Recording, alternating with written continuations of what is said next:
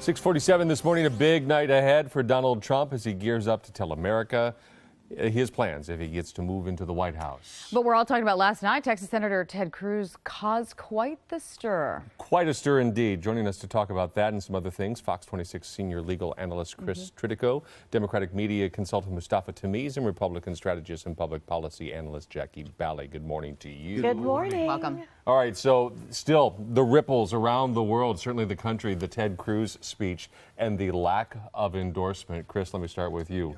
I told you last week he wasn't going to endorse him, and he didn't. And I think it turns out to be a mistake. Here's how I look at this. Ted Cruz is making he's decided Donald Trump's not going to win, and so he was going to use this speech as his platform to jump into the 2020 race. It backfired because the people at this convention have coalesced around Donald Trump, and they've spent this week trying to get this party to come together, and they saw Ted Cruz as divisive and not doing that.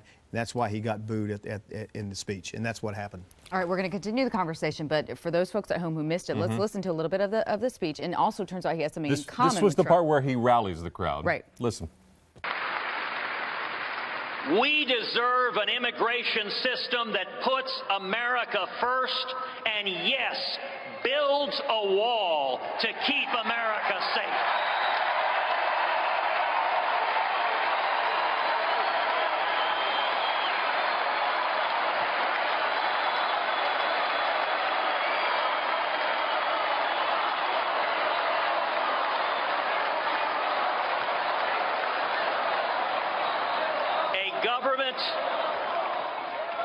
A government that stops admitting ISIS terrorists as refugees.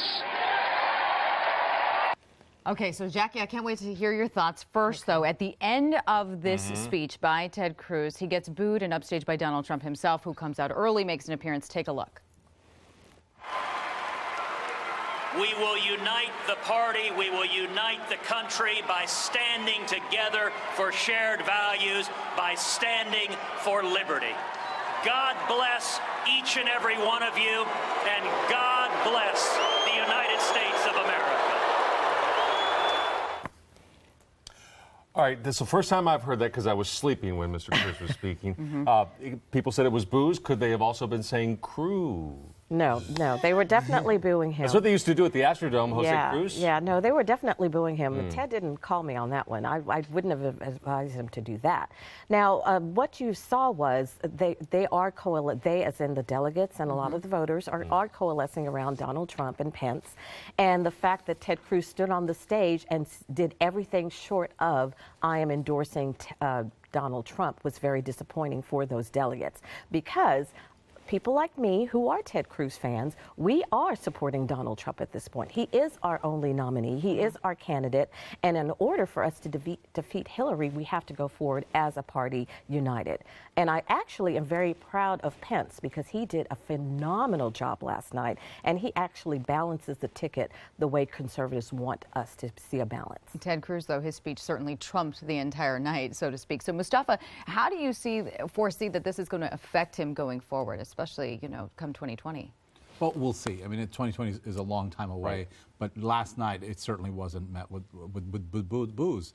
And the interesting part was this was a very unconventional convention. It was more like a WWF WrestleMania, right? Here's the former adversary who comes out, makes a speech, gets booed, and here comes Donald Trump on the high rise, comes out and starts waving at people, and it's just been odd. The whole convention has been very odd, but everything about Donald Trump's campaign has been odd so far. Actually, the best part about Ted Cruz's speech was 2 minutes after, when Newt Gingrich came up and said, I don't think you heard him correctly, and totally switched it and turned Ted's non-endorsement into an endorsement. That was great. Went off script and tried to right the ship. Yeah, so, that was pretty good. Chris, as we look ahead to tonight, Donald Trump, he's got a big task ahead of him. Not known as a teleprompter kind of guy, but he's going to have to stay on message. He really needs to stay on message.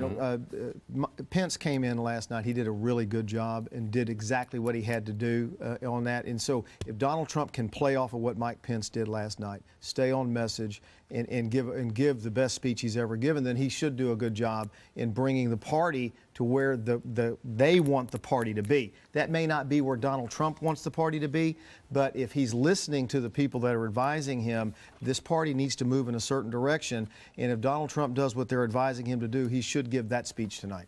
I heard many people say that after hearing Pence, they understood why he was selected as VP. He balances the ticket. He brings the party together. Conservatives like me feel very comfortable with that choice, and I think they're going to be very strong moving forward.